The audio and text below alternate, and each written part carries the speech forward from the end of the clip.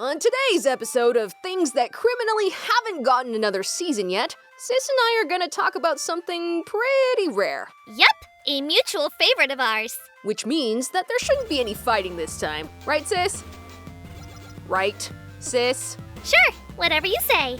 Well, that didn't sound reassuring at all. But Riley hit the nail on the head. No Game No Life still doesn't have another season, despite a lot of people really wanting one. Ourselves included! Anyway, I know what you're thinking. Seriously, Riley? An isekai? And fair enough, but I see your complaint and raise you a bite me. I've been waiting for over half a decade, damn it! Ooh, 0 to Furious in 2.5 sentences. That's gotta be a new record. Boy. Oh no, the angry eyes. But she's right.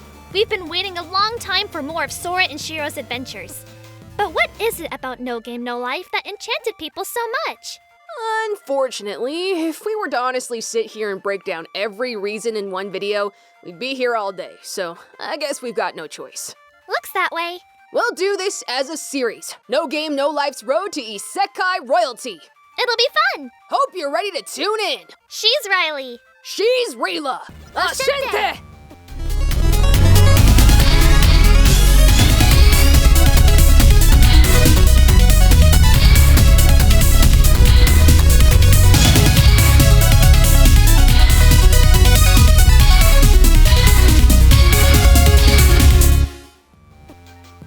So, as this is a multi-part series, we're gonna go over one thing per episode here. It only makes sense that we focus on the things that really set the series apart from so many others. Right. And the first thing I actually want to go over is the reason I kept coming back. The goal. Oh, that's an interesting place to start. Yeah, but it's honestly pretty simple, right? I mean, we've even talked about it before. Every good story has a goal, if not several. No Game No Life is a story that has a very clear goal from the very beginning.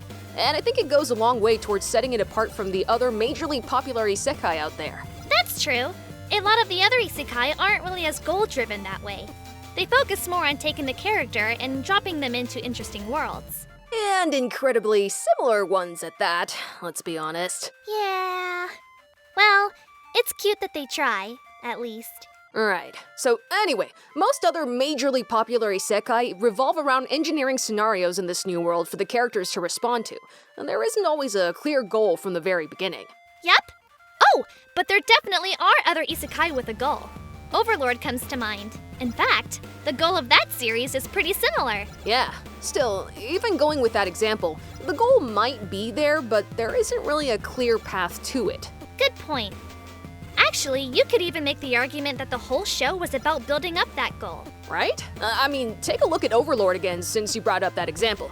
Obviously, Ainz's goal is basically the same thing, world domination, but what exactly is his path to accomplishing that? It's definitely more realistic that he doesn't have an easy route to take.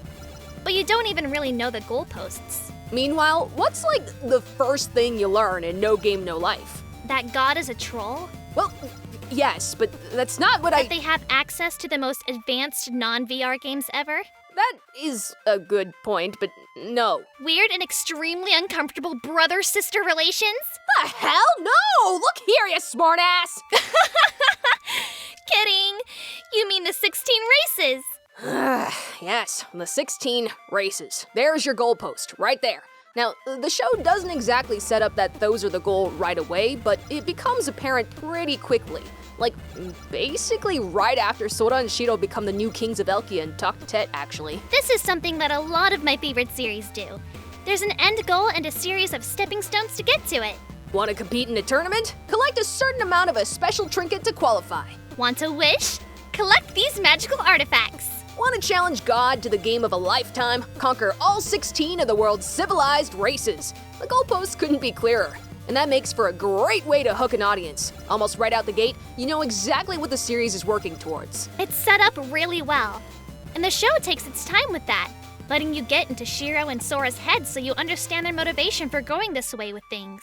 Let's make another thing pretty clear. At no point in the story does it suggest that they're trying to get home. That's not why they're trying to play against Tet at all.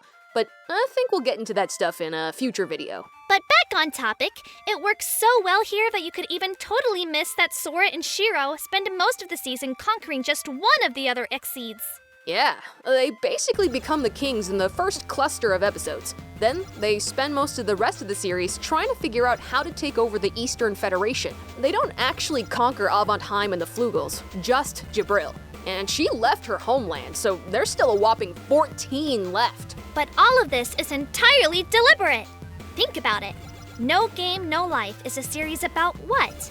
Games, of course. And games usually have an obvious goal, as well as a set of rules and a natural sense of progression that, while not always linear, lead to that goal. Hell, to make matters even more obvious, the world is called Disboard. The series has done pretty much everything it can to make the entire story into what's basically an enormous game. And they lampshaded pretty hard in the last episode. That goal of the series is the first real hook the series throws at you. Sure, you're intrigued by the concept of a world where everything is resolved by games. But the instant Sora and Shiro decide that their goal is to conquer the world, that's when you're along for the ride. It seems really obvious, right? But you'd be surprised how many series just don't do this. Yeah, don't get us wrong. Goals that are big dreams like becoming the Wizard King or #1 hero are great, but they're hardly ever backed up by a clear route to that objective. The path to those things isn't clearly defined. It's the Pokemon Master situation. Technically, at no point did anyone ever tell Ash that becoming a Pokemon Master meant winning one Pokemon League, because, let's be honest, that wouldn't make any sense. Like, at all. Pokemon does get around this at least by having the Pokemon League itself be sort of a distraction from that fact, but not every series has that going for it. Yeah, having a clear path to the goal makes the hook stronger is all. And that's absolutely one of the biggest strengths of No Game, No Life. And I do mean one of. Seriously. We can probably talk about this series for days. I mean, think of all the topics. The visual style was fantastic, and the characters are so much fun. The world building was also friggin' stellar! And the games themselves are just wild. Man, I can't wait to talk about all this. But for now, I think that's all we have time for. What about you guys? What's your favorite part of No Game, No Life? Do you like a good series where the protagonist is out to take over the world? Let us know down below, and give that like button a zap while you're down there. Also, check out our Discord to chat with some cool people and get constant updates on the latest posts on the channel and the site. Support us on Patreon to earn special rewards. And if you can't do that, just be sure to share the video with your friends. You know the rest. Subscribe, ring the bell, yada yada. This has been Bullet-Toon. I'm Rila, signing off. I'm Riley, bowing out. Thanks so much for watching. Keep up the awesome and Stay tuned!